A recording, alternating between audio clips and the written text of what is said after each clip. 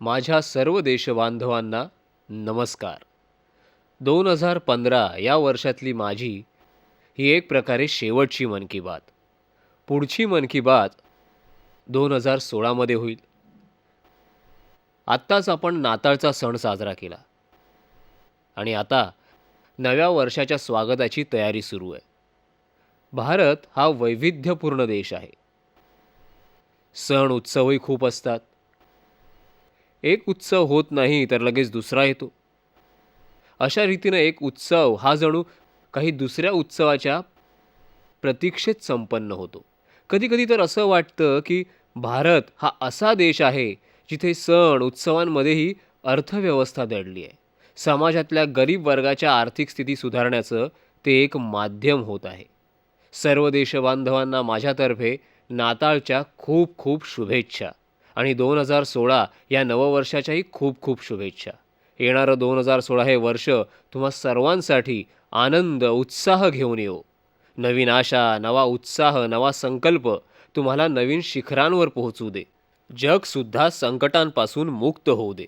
मग ते संकट दहशतवादाचं असो, जागतिक तापमान वाढीचं असो, नैसर्गिक आपत्ती असो किंवा मानवनिर्मित संकट असो. सर्व मानवजात सुखी समृद्ध झाली तर त्याहून अधिक आनंद काय असू शकतो. तुम्हाला माहितीच आहे की मी तंत्रज्ञानाचा भरपूर उपयोग करत असतो. त्यातून मला खूप माहितीही मिळत असते. माय या माझ्या संकेतस्थळावरही मी बारकाईने लक्ष ठेवतो. पुण्याहून श्रीयुत गणेश व्ही सावलेशवारकर यांनी लिहिलं आहे की सध्याचा हंगाम हा पर्यटनासाठीचा हंगाम आहे. खूप मोठ्या प्रमाणात देश विदेशातून पर्यटक येतात. लोकसुद्धा नाताळची सुट्टी साजरी करायला बाहेर जातात. पर्यटन क्षेत्रातल्या बाकी सर्व सुविधांकडे लक्ष दिलं जातं. मात्र ते म्हणतायत की जिथे जिथे पर्यटन स्थळ असतं, यात्रास्थळ आहे, पर्यटक निवास आहेत, तिथं स्वच्छतेसाठी विशेष आग्रह ठेवला पाहिजे. आपली पर्यटन स्थळं जितकी स्वच्छ असतील तितकी जगात भारताची प्रतिमा चांगली होईल. मी गणेशजींच्या विचारांचं स्वागत करतो आणि मी गणेशजींचे विचार लोकांपर्यंत पोहोचवत आहे. आणि तसंही आपण अतिथी देवो भव असं म्हणतोच. म्हणजे आपल्या घरी जेव्हा पाहुणा येणार असतो तेव्हा आपण घर किती स्वच्छ सुंदर ठेवतो. मग आपल्या पर्यटन स्थळांवर, यात्रास्थळांवर स्वच्छता राखणं ही खरोखर विशेष लक्षात घेण्यासारखी गोष्ट आहे. आणि मला हा पण आनंद आहे की देशात स्वच्छतेबाबत सातत्यानं बातम्या येत असतात. मी पहिल्या दिवसापासून याविषयी प्रसारमाध्यमांमधल्या मित्रांना धन्यवाद देतोय. कारण ते अशा छोट्या छोट्या चांगल्या गोष्टी शोधून लोकांसमोर ठेवतात. नुकतीच मी एका वर्तमानपत्रात एक बातमी वाचली होती. देशबांधवांना ती सांगावी असं मला वाटतं. मध्य प्रदेशातल्या सिहोर जिल्ह्यातील भोजपुरा गावामध्ये एक वृद्ध कारागीर आहे, दिलीप सिंग मालविया नावाचा. तो एक सामान्य कारागीर आहे जो गवंड्याचं काम करतो, मजुरी करतो. त्यांनी एक असं अनोखं काम केलं की वर्तमानपत्रांनी त्यांची कहाणी छापली आणि माझ्या नजरेत बातमी आली तेव्हा मलाही वाटलं की ही गोष्ट तुमच्यापर्यंत पोहोचवावी. छोट्याशा गावातल्या दिलीप सिंग मालविया यांनी ठरवलं की गावामध्ये जर कोणी सामानाचा पुरवठा केला तर शौचालय बांधण्याची जी मजुरी लागेल ती ते घेणार नाहीत आणि ते गवंडी म्हणून काम करताना मोफत शौचालय बांधून देतील.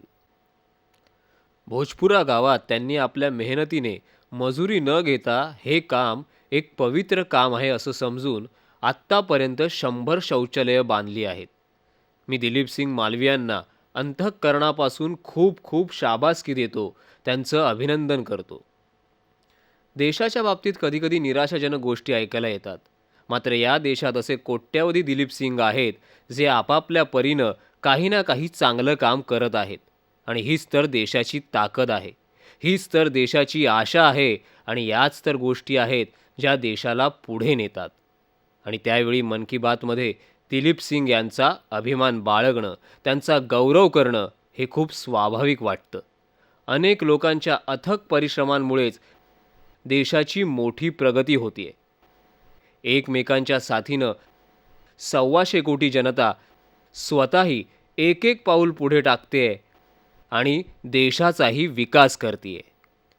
चांगलं शिक्षण, उत्तम कौशल्य आणि रोजगाराच्या नित्य नव्या संधी, मग नागरिकांना विमा संरक्षणापासून बँकिंग सुविधा देणं असो, जागतिक पटलावर नाविन्याचं पर्व, उद्योगधंद्यात सुधारणा, व्यापार आणि नव्या व्यवसायासाठी सुविधा देणारी व्यवस्था निर्माण करणं, सामान्य कुटुंबातले लोक जे कधी बँकेच्या दारापर्यंत सुद्धा पोहोचत नव्हते, मुद्रा योजनेच्या माध्यमातून सहज कर्ज सुविधा उपलब्ध करणं. प्रत्येक भारतीयाला जेव्हा हे कळतं की संपूर्ण जग योगाकडे आकर्षित झालंय आणि जगानं जेव्हा आंतरराष्ट्रीय योग दिवस साजरा केला आणि सर्व जग जोडलं गेलं, तेव्हा आमच्यात विश्वास निर्माण झाला की वाह, हाच तर आहे ना हिंदुस्तान. ही भावना जेव्हा निर्माण होते हे तेव्हा होतं जेव्हा आपण विराट रूपाचं दर्शन करतो. यशोदा माता आणि कृष्णाची ती गोष्ट कोण विसरेल? जेव्हा श्री बाळकृष्णानं आपलं तोंड उघडलं आणि पूर्ण विश्वाचं दर्शन माता यशोदेला करून दिलं, तेव्हा तिला कृष्णाच्या सामर्थ्याची जाणीव झाली. योगाच्या घटनेनं भारताला ती जाणीव करून दिली आहे. स्वच्छतेची बाब ही एक प्रकारे घराघरात निनादत आहे. नागरिकांचा सहभागी वाढतोय. स्वातंत्र्यानंतर इतक्या वर्षांनी ज्या गावात विजेचा खांब पोहोचत असेल, आपल्यासारख्या शहरात राहणाऱ्या लोकांना किंवा जे विजेचा उपभोग घेत असतात त्यांना कधी कल्पनाच येणार नाही की अंधकार दूर होतो तेव्हा उत्साह आणि आशेची परिसीमा काय असते. भारत सरकारचा आणि राज्य सरकारचा ऊर्जा विभाग याआधीसुद्धा काम करत होता. मात्र जेव्हापासून गावांमध्ये वीज पोहोचवण्याचा 1000 दिवसांचा संकल्प केला आहे आणि दररोज जेव्हा बातमी येते की आज या गावात वीज पोचली, आज त्या गावात वीज पोचली, तेव्हा त्याच्या जोडीनं त्या गावातल्या आशादायक आणि उत्साहवर्धक घटनांच्याही बातम्या येतात. आत्तापर्यंत प्रसारमाध्यमांमध्ये याबाबत मोठ्या प्रमाणावर चर्चा झाली नाही आहे. मात्र मला विश्वास आहे की प्रसारमाध्यमं अशा गावांमध्ये नक्की जातील आणि तिथल्या उत्साहवर्धक घटनांची ओळख देशवासियांना नक्की करून देतील. आणि त्यामुळे सगळ्यात मोठा फायदा होईल की सरकारचे जे सेवक हे काम करत आहेत त्यांना इतकं समाधान मिळेल, इतका आनंद मिळेल की त्यांनी असं काहीतरी केलंय जे कोणत्या गावाचं, कुणाचं आयुष्य बदलणार आहे. शेतकरी असो, गरीब असो, तरुण असो, महिला असो, का या सगळ्यांपर्यंत या गोष्टी पोचल्या पाहिजेत की नाही? यासाठी पोचली नाही पाहिजे की कोणत्या सरकारांनी काय काम केलं आणि कोणत्या सरकारने काय काम नाही केलं, तर यासाठी सर्वांपर्यंत या गोष्टी पोचल्या पाहिजेत. कारण ते जर याकरता हकदार असतील तर ते त्यांच्या अधिकारांपासून वंचित राहू नयेत. त्यांच्या हक्कांच्या प्राप्तीसाठी तरी त्यांना माहिती मिळाली पाहिजे की नाही? आपण सगळ्यांनी प्रयत्न करायला हवेत. खऱ्या गोष्टी, चांगल्या गोष्टी, सामान्य माणसाच्या उपयोगी गोष्टी या जितक्या जास्त लोकांपर्यंत पोहोचवता येतील त्या पोहोचवण्याचे प्रयत्न आपण केले पाहिजेत. ही पण एक सेवा आहे. मी सुद्धा माझ्या प्रकारे हे काम करण्याचा छोटासा प्रयत्न केलाय. मी एकटाच सगळं काही करू शकत नाही, पण जे मी सांगतोय ते मीही केलं पाहिजे ना. एक सामान्य नागरिक सुद्धा आपल्या मोबाईलवर नरेंद्र मोदी ॲप डाउनलोड करून माझ्याशी जोडला जाऊ शकतो आणि अशा छोट्या छोट्या गोष्टी मी त्यावर शेअर करतो. मला आनंद आहे की लोकसुद्धा मला खूप काही गोष्टी सांगत असतात. तुम्ही सुद्धा तुमच्या प्रकारे जरूर या प्रयत्नात सामील व्हा. 125 कोटी जनतेपर्यंत पोहोचायचंय. आपल्या मदतीशिवाय मी कसा पोहोचणार? चला, आपण सगळे मिळून सामान्य माणसाच्या कल्याणाच्या गोष्टी सामान्य माणसाच्या भाषेमध्ये पोहोचवूया आणि त्यांना त्यांच्या हक्काच्या गोष्टी मिळवण्यासाठी प्रेरित करूया. माझ्या प्रिय तरुण मित्रांनो, 15 ऑगस्टला लाल किल्ल्यावरून मी स्टार्टअप इंडिया, स्टँडअप इंडिया याविषयी एक प्राथमिक चर्चा केली होती. त्यानंतर सरकारच्या सर्व विभागांमध्ये याबाबत चर्चा झाली की भारत स्टार्टअप कॅपिटल होऊ शकतो का? आपल्या राज्यांमध्ये तरुणांसाठी उत्तम संधीच्या रूपात नवे नवे स्टार्टअप, विविध स्टार्टअप, नव्या नव्या नाविन्यपूर्ण कल्पना येऊ शकतात. मग त्या उत्पादनातल्या असो, सेवा क्षेत्रातल्या असो, कृषी क्षेत्रातल्या असो, सर्व गोष्टींमध्ये नाविन्य, नवीन प्रकार, नवीन विचार. जग हे नाविन्यपूर्ण संकल्पनांशिवाय प्रगती करूच शकत नाही. स्टार्टअप इंडिया, स्टँडअप इंडिया ही संकल्पना तरुण पिढीसाठी मोठी संधी घेऊन आली आहे. माझ्या तरुण मित्रांनो, 16 जानेवारीला भारत सरकार स्टार्टअप इंडिया, स्टँडअप इंडियाचा पूर्ण कृती आराखडा सादर करणार आहे. कसं असेल, काय होईल, का होईल याचा एक आराखडा आपल्यासमोर सादर केला जाईल. आणि या कार्यक्रमात देशातल्या IIT, IIM, केंद्रीय विद्यापीठ, NIT जिथे जिथे तरुण वर्ग आहे त्या सर्वांना लाईव्ह कनेक्टिव्हिटीने या कार्यक्रमात सहभागी केलं जाईल. स्टार्टअपविषयी आपल्या इथं एक मतप्रवाह तयार झाला आहे की संगणकीय जग असो किंवा माहिती तंत्रज्ञान असो, हे स्टार्टअप त्यांच्यासाठीच आहे, पण असं नाही आहे. भारताच्या आवश्यकतेनुसार आम्हाला त्यात बदल करायचा आहे. गरीब लोक रोजंदारीवर काम करतात, त्यांना शारीरिक कष्ट पडतात, परंतु एखादा युवक नाविन्यपूर्ण संकल्पनेतून असं काहीतरी बनवेल की ज्यामुळे गरिबाला कामामध्ये थोडी सुलभता येईल. मी याला सुद्धा स्टार्टअप मानतो. मी बँकेला सांगेन की अशा तरुणाला मदत करा. मी त्यालाही सांगेन की उत्साहाने पुढे वाटचाल कर. बाजारपेठ उपलब्ध होईल. त्याचप्रमाणे आपल्या युवकांचं बुद्धी कौशल्य हे काही शहरांपुरतंच मर्यादित आहे का? हा विचार चुकीचा आहे. हिंदुस्थानातल्या प्रत्येक कोपऱ्यातल्या तरुणांकडे बुद्धिचातुर्य आहे. त्यांना संधी मिळायला हवी. स्टार्टअप इंडिया, स्टँडअप इंडिया हा कार्यक्रम काही शहरांपुरता मर्यादित न राहता हिंदुस्थानातल्या प्रत्येक कोपऱ्यात पोहोचला पाहिजे. मी राज्य सरकारांनाही आग्रह करतोय की याला प्रोत्साहन द्या. 16 जानेवारीला याविषयी मी नक्की आपल्या सगळ्यांशी सविस्तर चर्चा करेन आणि यासाठी आपल्या सूचनांचं नेहमीच स्वागत असेल. प्रिय युवक मित्र हो, 12 जानेवारीला स्वामी विवेकानंदांची जयंती आहे. माझ्यासारखे या देशातले कोट्यावधी लोक आहेत ज्यांना स्वामी विवेकानंदांकडून प्रेरणा मिळते. सन 1995 पासून 12 जानेवारी ही स्वामी विवेकानंदांची जयंती एक राष्ट्रीय युवा उत्सव म्हणून साजरी केली जाते. यावर्षी हा उत्सव 12 ते 16 जानेवारी दरम्यान छत्तीसगडच्या रायपूरमध्ये होणार आहे. आणि मला माहिती मिळाली आहे की यावर्षी त्यांची जी संकल्पना आहे, कारण त्यांचा कार्यक्रम संकल्पनेवर आधारित असतो, तर ती संकल्पना खूपच छान आहे. Indian youth of development, skill and harmony. मला सांगितलं गेलं आहे की सर्व राज्यांमधून हिंदुस्थानातल्या कानाकोपऱ्यातून 10,000हून अधिक युवक एकत्र येणार आहेत. एका छोट्या भारताचं चित्रच तिथे तयार होणार आहे. युवक भारताचं चित्र निर्माण होणार आहे. एक प्रकारे स्वप्नांचा पूर दृष्टीपथात येणार आहे. संकल्पाची जाणीव होणार आहे. या युवा महोत्सवासाठी तुम्ही मला तुमच्या सूचना देऊ शकता का? खास करून मी तरुण मित्रांना आग्रह करतो की माझा जो नरेंद्र मोदी ॲप आहे त्यावर तुम्ही मला थेट तुमच्या सूचना, विचार पाठवू शकता. तुमच्या मनातलं समजून घ्यावं असं मला वाटतं आणि ते या राष्ट्रीय उत्सवात प्रतिबिंबित होईल. मी सरकारला त्यासाठी योग्य तो सल्लाही देईन, सूचना देईन. तर मग नरेंद्र मोदी ॲपवर या युवक उत्सवासाठी तुमचे विचार जाणून घ्यायला मित्र हो, मी वाट पाहतोय. अहमदाबाद, गुजरातचे दिलीप चौहान, जे एक अंध विकलांग शिक्षक आहेत, त्यांनी आपल्या शाळेत प्रवेशयोग्य भारत दिवस साजरा केला. त्यांनी मला दूरध्वनी करून त्यांच्या भावना व्यक्त केल्या. Sir, we celebrated Accessible India campaign in my school.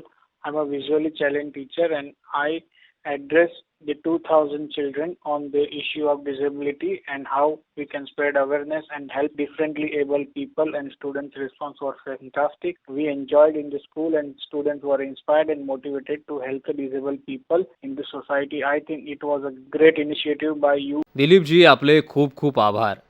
आणि आपण तर स्वतःच या क्षेत्रात काम करताय. आपण स्वतः ह्या गोष्टी जाणता आणि तुम्ही खूप संकटांचा सामनाही केला असेल.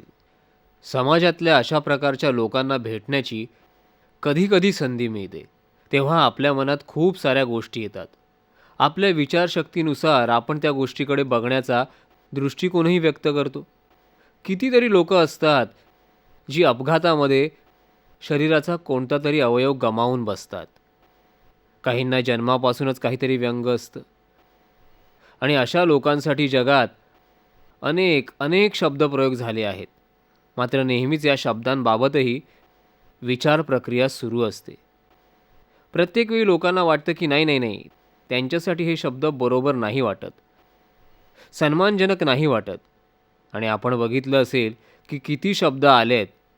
कधी हँडिकॅप, तर कधी डिसेबल शब्द, तर कधी स्पेशली एबल्ड पर्सन, असे अनेक शब्द येत असतात. ही गोष्ट खरी आहे की शब्दांचंही एक स्वतःचं महत्त्व असतं. यावर्षी जेव्हा भारत सरकारने सुगम्य भारत अभियानाची सुरुवात केली तेव्हा या कार्यक्रमासाठी मी जाणार होतो. परंतु तामिळनाडूतल्या काही जिल्ह्यात विशेषतः चेन्नईमध्ये आलेल्या महापुरामुळे मला तिथे जावं लागलं. त्यामुळे त्या कार्यक्रमाला मी हजर राहू शकलो नाही. मात्र त्या कार्यक्रमाला जायचं होतं म्हणून माझ्या मनात काही ना काही विचार सुरू होते. त्यावेळी माझ्या मनात आलं होतं की परमेश्वराने ज्याला शरीरात काही कमी दिलं आहे, काही उणीव आहे, एखादा अवयव नीट काम करत नाही आहे, त्याला आपण विकलांग म्हणतो आणि विकलांग म्हणून ओळखतो. परंतु आपण जेव्हा त्यांच्या संपर्कात येतो तेव्हा कळतं की आपल्या डोळ्यांना त्याची एक कमतरता दिसते. मात्र देवानं त्याला काहीतरी जास्तीची ताकद दिलेली असते. एका वेगळ्या शक्तीची निर्मिती त्या विधात्यानं त्याच्यामध्ये केलेली असते, जी आपण आपल्या डोळ्यांनी बघू शकत नाही. मात्र जेव्हा त्याला काम करताना बघतो तेव्हा त्यांच्या क्षमतेकडे आपलं लक्ष वेधलं जातं. अरे वा, हा कसं करत असेल? मग माझ्या मनात विचार आला की आपल्या डोळ्यांना वाटतं की तो बहुधा विकलांग आहे, मात्र अनुभवातून कळतं की त्याच्याकडे कोणती तरी अनामिक अतिरिक्त शक्ती आहे. त्यावेळी मला वाटलं की आपण आपल्या देशात विकलांगऐवजी दिव्यांग शब्दप्रयोग करावा. हे ते लोक आहेत त्यांच्याकडे एक असा अवयव आहे किंवा एकापेक्षा जास्त अवयव आहेत ज्यात दिव्यता आहे, दिव्य शक्तीचा संचार आहे, जो आपल्यासारख्या सामान्य शरीरवाल्यांकडे नाही आहे. मला हा शब्द खूपच छान वाटतोय. माझ्या देशबांधवांनो, आपण विकलांग म्हणण्याची सवय सोडून त्या जागी दिव्यांग शब्द रूढ करू शकतो का? मी आशा करतो की तुम्ही या गोष्टीला नक्की प्रोत्साहन द्याल. त्या दिवशी आपण सुगम्य भारत अभियानाची सुरुवात केली आहे. या माध्यमातून आपण भौतिक आणि आभासी अशा दोन्ही प्रकारच्या पायाभूत सुविधांमध्ये सुधारणा करून त्या दिव्यांग लोकांसाठी सुगम्य करू. शाळा असो, रुग्णालय असो, सरकारी कार्यालय असो, बस थांबे असो, रेल्वे स्थानकातील उतरंड असो, प्रवेशयोग्य पार्किंग, प्रवेशयोग्य लिफ्ट, ब्रेल लिपी अशा कितीतरी गोष्टी आहेत. या सगळ्या गोष्टी सुगम्य बनवण्यासाठी त्यात नाविन्य पाहिजे, तंत्रज्ञान पाहिजे, व्यवस्था हवी, संवेदनशीलता हवी. या कामाचा विडा उचललाय, लोकसहभागही मिळतोय, लोकांना चांगलं वाटतंय. आपणही आपल्या परीने या कामात योगदान देऊ शकता.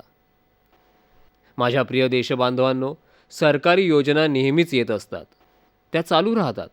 मात्र या योजना नेहमी चैतन्यमय असण्याची आवश्यकता आहे. योजना या नेहमी शेवटच्या व्यक्तीपर्यंत जिवंत राहिल्या पाहिजेत. त्या योजना फायलींमध्येच दडपल्या जाऊ नयेत. शेवटी या योजना सामान्यांसाठी, गरिबांसाठी बनवल्या जातात. गेल्या काही दिवसात भारत सरकारने एक प्रयत्न केला की योजनांचे जे लाभार्थी आहेत त्यांच्याकडे थेट लाभ कसा पोहोचेल. आपल्या देशात गॅस सिलेंडरवर अनुदान दिलं जातं, कोट्यवधी रुपये त्यात जातात. परंतु हा हिशोब नव्हता की जो लाभार्थी आहे त्यालाच हे पैसे मिळत आहेत की नाही, योग्य वेळी पोचत आहेत की नाही पोचत. सरकारने यात थोडा बदल केला. जनधन खातं असो, आधार कार्ड असो, या सर्वांच्या मदतीनं जगातल्या सर्वात मोठ्या थेट लाभ हस्तांतरण योजनेद्वारे लाभार्थ्यांच्या बँक खात्यांमध्ये थेट अनुदान पोहोचवणं. देशवासियांना हे सांगताना मला अभिमान वाटतोय की यशस्वीरित्या लागू करण्यात आलेल्या थेट लाभ हस्तांतरण योजनेला गिनीज बुक ऑफ वर्ल्ड रेकॉर्डमध्ये स्थान मिळालं आहे. पहल या नावाने ही योजना प्रचलित आहे आणि त्याची अंमलबजावणी यशस्वी झाली आहे. नोव्हेंबर अखेरपर्यंत सुमारे 15 कोटी LPG ग्राहक पहल योजनेचे लाभार्थी झाले आहेत. 15 कोटी लोकांच्या बँक खात्यांमध्ये सरकारी पैसे सरळ जमा होत आहेत. कोणताही दलाल नाही, कोणतीही शिफारस नाही की भ्रष्टाचाराची शक्यताही नाही. एकीकडे आधार कार्डाचं अभियान, तर दुसरीकडे जनधन खातं उघडणं, तर तिसरीकडे राज्य सरकार आणि भारत सरकार मिळून लाभार्थ्यांची यादी तयार करणं, त्यांना आधार आणि खात्याशी संलग्न करणं, हे काम सुरूच आहे. सध्या तर मनरेगा, ज्यामुळे गावांमध्ये रोजगाराची संधी मिळते, त्या मनरेगाच्या पैशांविषयी खूप तक्रारी येत होत्या. आता कित्येक भागात मनरेगा अंतर्गत काम करणाऱ्यांचा पैसा त्या मजुराच्या थेट बँक खात्यांमध्ये जमा होऊ लागलाय. विद्यार्थ्यांना शिष्यवृत्ती मिळण्यातही खूप समस्या होत्या, तक्रारी होत्या. त्यातही आता थेट हस्तांतरण प्रक्रिया सुरू केली आहे. हळूहळू ही प्रक्रिया विस्तारत जाईल. आत्तापर्यंत विविध योजनांच्या माध्यमातून सुमारे 40,000 कोटी रुपये लाभार्थ्यांच्या खात्यात जमा झाले आहेत. सुमारे 35 ते 40 योजनांचा आता सरळ सरळ थेट लाभ हस्तांतरण योजनेत सहभाग असणार आहे, असा माझा अंदाज आहे. माझ्या प्रिय देशबांधवांनो, 26 जानेवारी हा भारतीय प्रजासत्ताक दिवसाचा सुवर्ण क्षण. हाही एक सुंदर योगायोग आहे की यावर्षी आपल्या राज्यघटनेचे शिल्पकार डॉक्टर बाबासाहेब आंबेडकर यांची 125वी जयंती आहे. संसदेतही राज्यघटनेवर 2 दिवसाचं विशेष चर्चासत्र आयोजित केलं होतं आणि खूप छान अनुभव होता. सर्व पक्षांनी, सर्व खासदारांनी राज्यघटनेची पवित्रता, राज्यघटनेचं महत्त्व, राज्यघटना खऱ्या रूपात जाणणं याबाबत खूपच उत्तम चर्चा केली. या गोष्टीला आपण प्रोत्साहन दिलं पाहिजे. प्रजासत्ताक दिवस खऱ्या अर्थानं लोकांना तंत्राबरोबर आणि तंत्राला लोकांबरोबर जोडू शकतो का? आपल्या राज्यघटनेनं आपल्याला खूप अधिकार दिले आहेत आणि अधिकारांची चर्चा सहजरित्या होते आणि झालीही पाहिजे. त्याचंही तितकंच महत्त्व आहे. मात्र राज्यघटनेत कर्तव्यालाही महत्त्व दिलेलं आहे, परंतु कर्तव्याची चर्चा खूपच कमी होते असंच बघायला मिळतं. जास्तीत जास्त काय तर जेव्हा निवडणुका होतात तेव्हा चोहोबाजूंनी जाहिराती असतात, भिंतीवर लिहिलं जातं, होर्डिंग लावले जातात की मतदान करणं हे आपलं पवित्र कर्तव्य आहे. मतदानाच्या वेळी कर्तव्याच्या गोष्टी खूप होतात, मग एरवी रोजच्या जीवनात कर्तव्याच्या गोष्टी का होत नाहीत? जर यावर्षी आपण डॉक्टर बाबासाहेब आंबेडकरांची 125वी जयंती साजरी करत आहोत, तर मग आपण 26 जानेवारीच्या निमित्तानं शाळा, महाविद्यालय, गावांमध्ये, शहरांमध्ये, विविध सोसायट्यांमध्ये, संघटनांमध्ये कर्तव्य याविषयी निबंध स्पर्धा, काव्य स्पर्धा, वक्तृत्व स्पर्धा घेऊ शकतो का? जर 125 कोटी देशवासी कर्तव्य भावनेतून एक एक पावलं पुढे टाकत गेले तर किती मोठा इतिहास होऊ शकतो. तर मग चर्चेने सुरुवात तर करूया. माझ्या मनात विचार येतो की जर तुम्ही मला 26 जानेवारीपूर्वी ड्युटी, कर्तव्य या विषयावर आपल्या भाषेत किंवा आपल्या भाषेव्यतिरिक्त हिंदीमध्ये लिहायचं असेल तर हिंदीत, इंग्रजीत लिहायचं असेल तर इंग्रजीत कविता, लेख किंवा निबंध लिहून मला पाठवू शकता का? आपले विचार जाणून घ्यायला मला आवडेल. तुमचे विचार MyGov या संकेतस्थळावर पाठवा. माझ्या देशातला तरुण वर्ग कर्तव्याविषयी काय विचार करतो ते मला बघायचं आहे. एक छोटासा सल्ला द्यावा असं मनात आहे. 26 जानेवारीला जेव्हा आपण प्रजासत्ताक दिन साजरा करतो तेव्हा नागरिक आणि शाळा महाविद्यालयातल्या विद्यार्थ्यांकडून आपल्या शहरात जितक्या महापुरुषांच्या प्रतिमा आहेत, पुतळे उभारले आहेत, त्यांची स्वच्छता, त्या परिसराची स्वच्छता, उत्तमातलं उत्तम सुशोभीकरण, उत्तमातली उत्तम स्वच्छता 26 जानेवारीच्या निमित्ताने करू शकता का? आणि हे मी सरकारी मार्गानं करत नाही आहे, तर नागरिकांद्वारे करायचं आहे. ज्या महापुरुषांचे पुतळे उभारताना आपण इतके भावनाप्रधान होतो, मात्र त्यानंतर त्यांची देखभाल करताना तितकेच उदासीन दिसतो. समाजाशी किंवा देशाशी असलेल्या आपल्या नात्यातून आपण सहजरित्या हे करू शकतो का? की या 26 जानेवारीला आपण सगळ्यांनी मिळून प्रयत्न करूया की अशा महापुरुषांच्या प्रतिमांचा सन्मान, त्यांची स्वच्छता, परिसराची स्वच्छता सहजरित्या होईल आणि हे सर्व जनता जनार्दनाद्वारे, नागरिकांद्वारे सहजरित्या शक्य होईल. प्रिय देशबांधवांनो, पुन्हा एकदा 2016 या नववर्षाच्या खूप खूप शुभेच्छा आणि मनःपूर्वक धन्यवाद.